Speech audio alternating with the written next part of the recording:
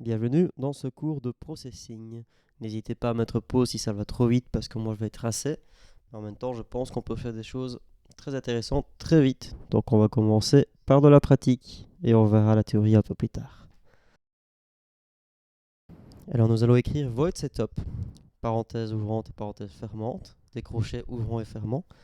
Tout ce qui se situera entre les crochets est une partie de code et d'indication qui ne seront répétées qu'une seule fois par l'ordinateur. C'est une zone assez utile dans le code pour mettre tout ce qui tient de l'initialisation, la taille de l'écran, comment on le modifie après, la couleur du fond d'écran, etc., etc.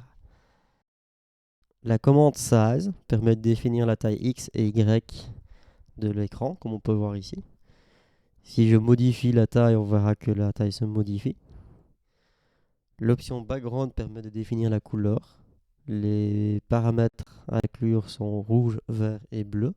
C'est la quantité de rouge, de vert et de bleu. Donc si on veut un écran blanc, on doit mettre tout à 255. Si on veut un écran noir, on doit tout mettre à 0. Et si on veut un écran rouge, on met 255, 0, 0. Essayer de varier les couleurs, ça peut être drôle. Ensuite, dessiner un cercle. C'est pas très compliqué. Il suffit d'écrire circle. Le premier paramètre à donner est la position X, le deuxième Y, et le troisième est le diamètre ou le rayon, je ne retiens jamais, mais en tout cas c'est la taille, quoi, en gros. Et voilà, vous avez réussi à dessiner un cercle en codant, parce que c'est pas magnifique quand même. Nous allons aussi voir l'indication print, qui permet d'écrire dans la console.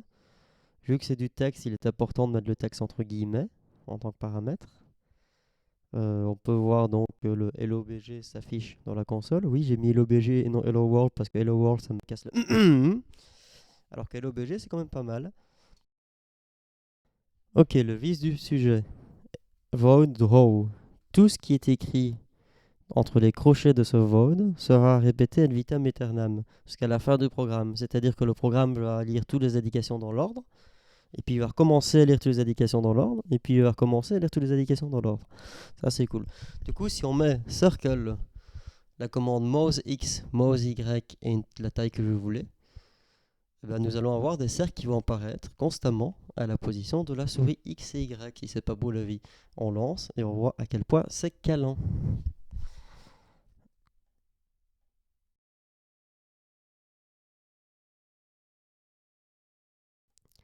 Et là, vous pouvez vous dire, mais enfin, c'est bien joli, c'est même très joli, mais pourquoi est-ce que les cercles, ils restent tout le temps? Ben, en fait, parce qu'on n'a pas dit à l'ordinateur de redessiner le fond d'écran. Donc, si on lui dit pas de redessiner le fond d'écran, ben, il le fait pas. Ce qui, en vrai, est beaucoup plus joli. Donc, on peut activer la commande background juste avant, ce qui permettra d'avoir juste un simple cercle qui se balade à la souris. Mais soyons honnêtes, c'est quand même nettement plus beau, plus stylé quand le fond d'écran ne se remet pas à chaque fois. Ça donne des combinaisons un peu stylées. Mais soyons honnêtes, c'est quand même plus beau, plus artistique sans dessiner le fond d'écran, donc on va pas le faire. On va mettre des petits slash pour supprimer la commande, enfin désactiver la commande. Et on va rajouter une petite fonction qui s'appelle random, qui prend le minimum, qui est le nombre minimum que je voulais avoir, et ensuite le nombre maximum que je voulais avoir, ce qui nous donnera un nombre aléatoire pour la taille. Et regardez ce qui suit. Voilà, j'espère que cette première approche vous aura intéressé.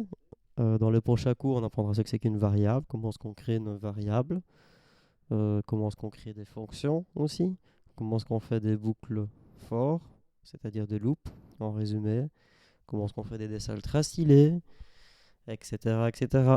Abonnez-vous pour plus de vidéos.